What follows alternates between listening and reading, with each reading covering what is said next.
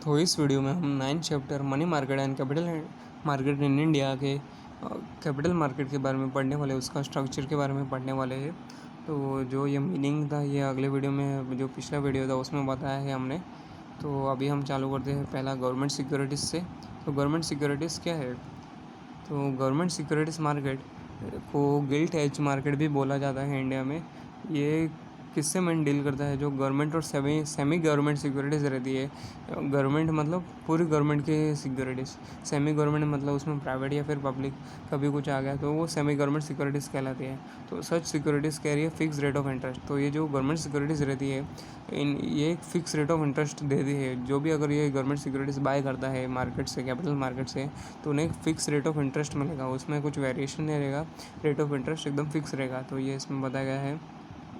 Rate of interest मतलब कि अगर किसी ने गवर्नमेंट सिक्योरिटीज़ खरीदी तो उसके ऊपर जो रेट रहेगा, भले 8% इंटरेस्ट रेट ऑफ इंटरेस्ट हुआ या फिर 10%, तो उसको वो उस हिसाब से मिलेगा रिटर्न। जैसे कि शेयर्स लेते हैं, किसने शेयर्स ले लिए तो उसके जो डिविडेंड आते हैं तो उसे हम रेट ऑफ इससे कंपेयर कर सकते हैं। तो सेकंड है इंडस्ट्रियल सिक्योरिटीज़ मार्केट।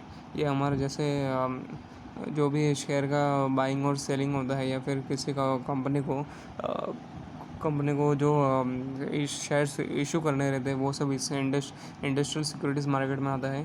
तो it deals with shares and debentures issued by old and new companies. तो वही जैसा मैंने कहा कि ये किसके साथ में डील करता है, ये इंडस्ट्रियल सिक्योरिटीज़ मार्केट की। अगर कोई जूनी या फिर नई कंपनी उनको कुछ इशूज़ शेयर इशू करने हैं या फिर डिबेंचर्स, तो वो इसमें सब आता है। तो ये इसको फिर से दो पार्ट में डिवाइडेड है। जैसे कि अगर it is further divided into primary market. Primary market में क्या होता है कि न्यू इश्यू होते हैं जो शेयर के, वो इसमें आते हैं, और जो ओल्ड कंपनी से वो सेकेंडरी मार्केट में, मतलब जो सेकेंडरी मार्केट में क्या होता है कि अगर किस प्राइमरी मार्केट में इश्यूज नए शेयर इशू किए जाते हैं, और वही जो प्राइमरी मार्केट से ख़रीदे हुए लोगों ने शेयर है वो फिर बाद में उनको फिर से बेचने हैं, तो वो कौन से मार्केट में हो गए? सेकेंडरी मार्केट में। तो वो ये हो गए ओल्ड इश्यूज़।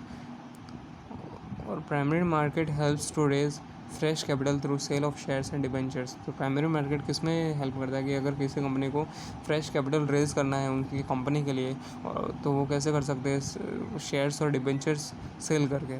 तो secondary market deals with securities already issued by companies. तो वही मैंने जो रिपीट हो रहा है वही सेम टू सेम कि सेकेंडरी मार्केट किससे डील करता है कि अगर जो प्राइमरी मार्केट में शेयर्स बेचे गए उनको ही फिर से रिटर्न फिर से सेकेंड टाइम बेचना है या फिर थर्ड टाइम या फिर फोर्थ टाइम, जैसे भी है, तो वो फिर उसे सेकंड टाइम बेचना, मतलब सेकेंडरी मार्केट में बेचना पड़ेगा।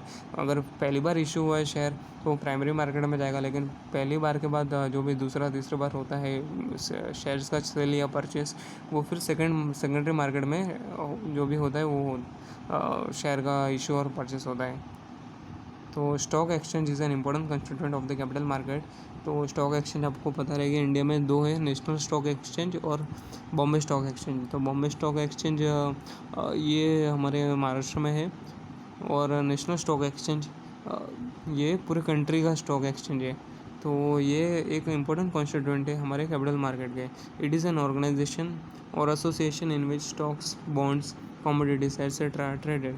तो ये इस ऑर्गेनाइजेशन में, इन ऑर्गेनाइजेशंस में स्टॉक्स, बॉन्ड्स और कमोडिटीज़ की रेगुलर ट्रेडिंग होती है, मतलब रोज़ बेचा जाता है या ख़रीदा जाता है। तो BSE और NSE है are the premier stock exchanges in the country. ये मेन दो इम्पोर्टेंट स्टॉक एक्सचेंजेस है हमारे कंट्री में। तो थर्ड है जो ये सेकंड था इंडस्ट्रियल सिक्योरिटीज़ मार्केट में। इसमें ये चार्ट में आप देख सकते हैं कि न्यू इश्यूज़ मार्केट और ओल्ड इश्यूज़ मार्केट। तो फिर बाद में ये अलग अलग, जैसे न्यू इश्यूज़ मार्केट आएगा प्राइमरी, ओल्ड इश्यूज़ मार्केट आएगा सेकेंडरी मार्केट। तो अब हम देखने वाले डेवलपमेंट फाइनेंशियल इंस्टीट्यूशंस। तो इसमें अब इसमें क्या है कि ये this provide the development financial institutions provide medium term and long term financial assistance to the private sector. तो ये जो डेवलपमेंट DFI है ये मीडियम टर्म और लॉन्ग टर्म के लिए फाइनेंशियल असिस्टेंस या फिर फंड प्रोवाइड कराते हैं इनको, प्राइवेट सेक्टर को, जो कि गवर्नमेंट के अंडर नहीं आते। Private sector are the sector which are own by an individual, they are called private. They include industrial finance corporation of India. तो डेवलपमेंट DFI में कौन क्या क्या आते हैं? पहला तो है industrial finance corporation of India आता है, और industrial investment bank of India आता है, और एग्जिम आता है, एग्जिम बैंक। तो ये सब इसमें आते हैं। तो इसमें चार्ट में आप देख सकते हैं कि DFI में क्या क्या है, IFCI है, ICICI है, SFC है, IDBI है या फिर IIBI है और UTI हुए। तो ये सब इसके अंडर आते हैं। आपको इनके बारे में ज़्यादा नॉलेज की ज़रूरत नहीं है, खाली आपको नाम याद रखना है और इनका फुल फॉर्म याद रखना है। तो फोर्थ है फाइनेंशियल इंटरमीडियरीज। फाइनेंशियल इंटरमीडियरीज मतलब जो मिडल रोल प्ले करते हैं। तो financial intermediary is an organisation which acts as a link जैसा काम करते हैं। मतलब दोनों के बीच में जो थर्ड रहता है वैसे वैसे काम करता है, as a link between the investor and the borrower to meet the financial objectives of the both the parties. तो जैसे कि अगर इन्वेस्टर है और बोरोवर है, तो जो ये फाइनेंशियल इंटरमीडिएट्स ये इन दोनों के बीच में लिंक के थ्रू लिंक के जैसे काम करता है। मतलब इसको कुछ चाहिए तो वो इन्वेस्टर से हेल्प लाएगा, या इन्वेस्टर को चाहिए तो बोरोवर ला के देगा। तो दे कंसिस्ट ऑफ, इसमें कौन कौन आता है, मर्चेंट बैंक्स हुए या फिर म्यूचुअल फंड्स हुए, और फिर बाद में लीजिंग कंपनीज हुए या फिर वेंचर कैपिटल कंपनीज हुए जिनको किसी भी कंपनी में वेंचर करना है। जैसे कि विप्रो वॉलमार्ट ने वेंचर इन्वेस्टमेंट किया था किसमें, फ्लिपकार्ट में। तो उस वैसा है वेंचर कैपिटल कंपनीज।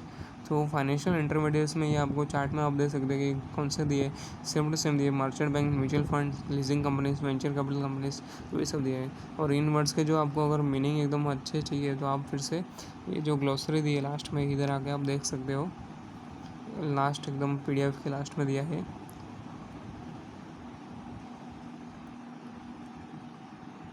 तो ये देखो इधर आपको दिया, जैसे कि आपको चाहिए वेंचर कैपिटल कंपनीज, तो ये रहा venture capital companies page number 102 पे। तो they provide commercial support to new ideas and for the introduction and adoption of new technologies. तो ये जो वेंचर कैपिटल कंपनीज है, ये जो भी अगर किसी नए आइडियाज़ है या फिर कुछ स्टार्टअप है तो उनको टेक्नोलॉजीज़ प्रोवाइड कराते हैं और उनको हेल्प करते हैं न्यू टेक्नोलॉजी को एडोप्ट कराने में। और फिर बाद में दूसरा और भी जो दिए गए थे, जैसे कि म्यूचुअल फंड हुआ, तो म्यूचुअल फंड में आप ढूंढना है तो ये आपका म्यूचुअल फंड इधर है पेज नंबर 101 पे। Mutual fund mobilise the savings of the general public and invest them in stock market security.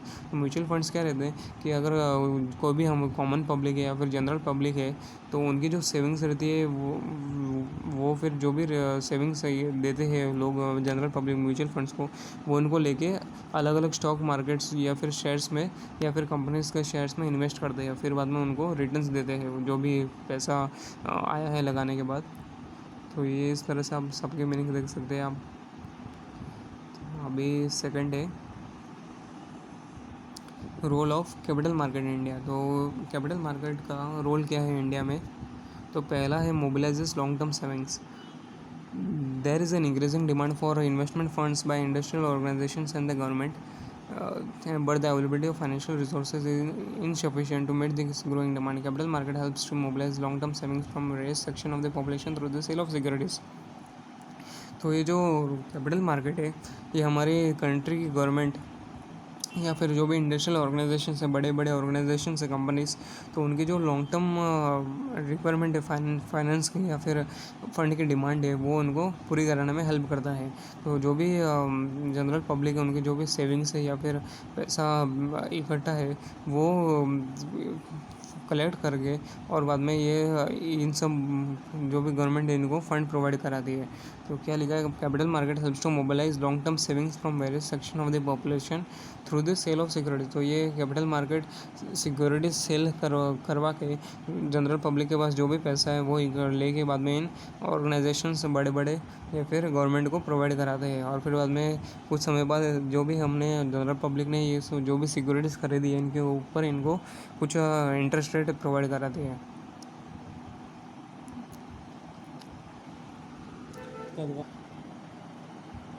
तो सेकंड है प्रोवाइड सिक्योरिटी कैपिटल। तो ये कैपिटल मार्केट है, ये जो भी नए नए या फिर जो भी एंटरप्रेन्योर्स है या फिर जो भी कंपनी के अलग अलग जैसे महिंद्रा हो या फिर इनके जो भी बिजनेसेस हैं, उनको इक्विटी कैपिटल या फिर शेयर कैपिटल है, वो इनको उनकी मदद से इनको जो भी असेट्स परचेस करने हैं कंपनी के लिए, वो परचेस कराने में हेल्प करते हैं, इनको फंड प्रोवाइड करवा के। और जो भी अलग अलग बिजनेस ऑपरेशंस हैं उन्हें चलाने में फंड प्रोवाइड कराते हैं कैपिटल मार्केट। और थर्ड है ऑपरेशनल एफिशिएंसी। तो capital market helps to achieve operational efficiency by lowering the transaction cost, simplifying transaction procedures, lowering settlement timings in purchase and sale of stocks. तो capital market जो भी operational efficiency मतलब काम करने में जो भी एफिशिएंसी है वो अचीव करने में हेल्प कराता है। कैसे कि जो भी ट्रांजैक्शन कॉस्ट है बिजनेस में, जो भी ट्रांजैक्शन हो रहे हैं उसका जो कॉस्ट है वो लोअर मतलब कम करवाने में हेल्प करता है, या फिर जो भी प्रोसीजर है ट्रांजैक्शन के उनको एकदम सिंप्लीफाई करता है, और जिससे कि टाइम बचता है और फिर पैसा भी बचता है।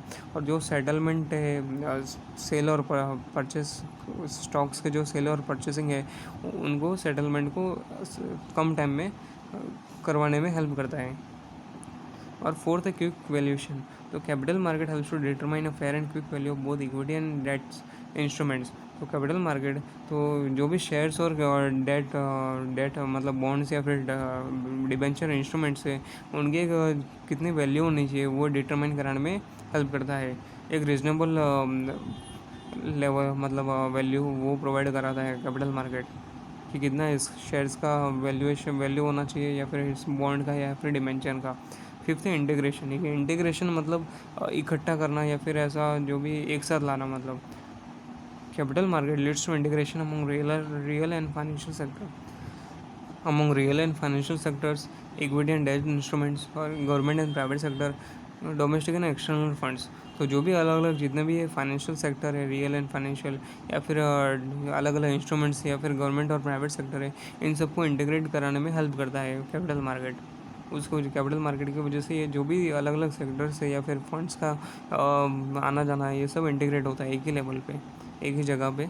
और कैपिटल मार्केट के अभी प्रॉब्लम्स क्या है वो हम देखने वाले हैं। तो पहला है फाइनेंशियल स्कैम्स।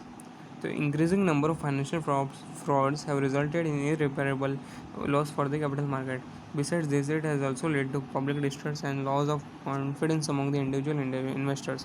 तो जो फाइनेंशियल स्कैम्स हो रहे हैं कैपिटल मार्केट में उसकी वजह से जो कैपिटल मार्केट को लॉस हो रहा है, और उसकी वजह से पब्लिक का जो ट्रस्ट था कैपिटल मार्केट के ऊपर वो भी कम होते जा रहे हैं, और जो इंडिविजुअल इन्वेस्टर्स है जो भी इसमें इन्वेस्ट करते थे और बॉन्ड्स या फिर शेयर्स खरीदते थे वो और जो उनका कॉन्फिडेंस है वो लो हो रहा है। तो ये फाइनेंशियल स्कैम की वजह से प्रॉब्लम हो रहा है। और सेकंड है insider trading and price manipulation.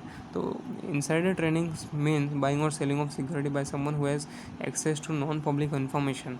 तो इनसाइडर ट्रेडिंग का क्या मतलब है कि कोई भी अगर जैसे गवर्नमेंट पोजीशन पे बैठा है, या फिर जो आम पब्लिक नहीं, या फिर जो ऐसी इन्फॉर्मेशन है जो पब्लिक के सामने बताई नहीं जाती है और वो उस इंसान को पता रहता है, उस इन्फॉर्मेशन को लेकर वो सेल या फिर परचेस करता है सिक्योरिटी को, उसे बोलते हैं इनसाइडर ट्रेडिंग। तो वो उसको क्योंकि खुद का बेनिफिट होता है, क्योंकि जो अनपब्लिश इन्फॉर्मेशन है जो लोगों को आम लोगों को पता नहीं रही है तो वो उसको पता रहता है, और उसकी वजह से वो अपना खुद का पर्सनल बेनिफिट होता है, उसको प्रॉफिट होता है, क्योंकि वो फिर उससे जो सेलिंग और बाइंग है सिक्योरिटीज़ या फिर बॉन्ड्स का वो कर सकता है। तो और फिर बाद में दूसरा है प्राइस मैनिपुलेशन या और price rigging. On the other hand means to supply raise the prices of shares among through buying and selling of shares with certain individuals themselves for personal gains। इसका मतलब ये कि जो सेलिंग है या फिर बाइंग है शेयर्स का वो खुद के फ़ायदे के लिए एक दूसरे का साथ उसका सेल और परचेस करना प्राइस बढ़ा के, तो ये होता है। तो सच इलीगल प्रैक्टिसेस हैं ऑल्सो अफेक्टेड स्मूथ फंक्शनिंग। तो इस वजह से जो स्मूथ फंक्शनिंग था कैपिटल मार्केट का या फिर जो एफिशिएंट फंक्शनिंग था कैपिटल मार्केट का वो भी अफेक्ट हो रहा है। थर्ड है इनएडिक्वेट डेट इंस्ट्रूमेंट्स। तो डेट इंस्ट्रूमेंट्स जैसे कि बॉन्ड हुआ या फिर डिबेंचर्स हुआ ये होते हैं। तो there is not much trading in the debt securities due to narrow investor base, high cost of issuance, lack of accessibility to small and medium enterprises। तो जो ट्रेडिंग है जैसे कंट्री में इन्वेस्टर कम होने के कारण, या फिर जो इशू होते हैं शेयर्स के उनका हाई कॉस्ट होने के कारण, या फिर एक्सेसिबिलिटी ना होने के कारण, तो उसकी वजह से क्या है कि जो ट्रेडिंग है डेट सिक्योरिटीज़ में वो बहुत कम है। तो ये सब इसके ये भी एक प्रॉब्लम है। और फोर्थ है decline in the volume of trade. तो regional stock exchanges have witnessed a sharp decline in the volume of trade because investors prefer to stock trade in securities listed in premier stock exchanges like BSE and NSE। तो investor का जो preference है वो main किस में है, BSE और NSE के जो कंपनीज है उनके शेयर्स खरीदने में। तो उसकी वजह से क्या हुआ कि रीजनल स्टॉक एक्सचेंजेस है उनमें शार्प डिक्लाइन आया, उनमें जो ट्रेडिंग होती थी जो रीजनल स्टॉक एक्सचेंज है उनमें एकदम कमी आ गई है। तो बीएसई और एनएसई के शेयर्स खरीदने में जो प्रेफरेंस दिया गया इन्वेस्टर्स का, तो इसकी वजह से जो भी रीजनल स्टॉक एक्सचेंजेस है उनकी डिमांड या फिर उनमें जो ट्रेडिंग होती थी उनका वॉल्यूम था वो एकदम डिक्लाइन हो गया है।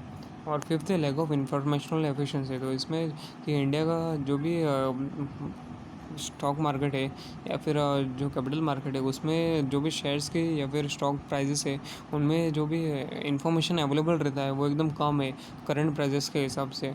तो वो ये इंफॉर्मेशन एफिशिएंट नहीं है स्टॉक प्राइजेस के, तो उसकी वजह से इंफॉर्मेशनल एफिशिएंसी हो रही है, lack of informational efficiency capital market में। तो जो भी डेवलप्ड कंट्री है तो उनमें इंफॉर्मेशनल एफिशिएंसी ज़्यादा है, जैसे कि however the stock market in India lacks informational efficiency compare to advance countries. और अभी reforms introduce in the capital market है वो दिए गए। तो कौन से, पहला है कि सेबी का securities exchange board of India, तो ये 1988 में डेवलप एस्टेब्लिश किया गया था।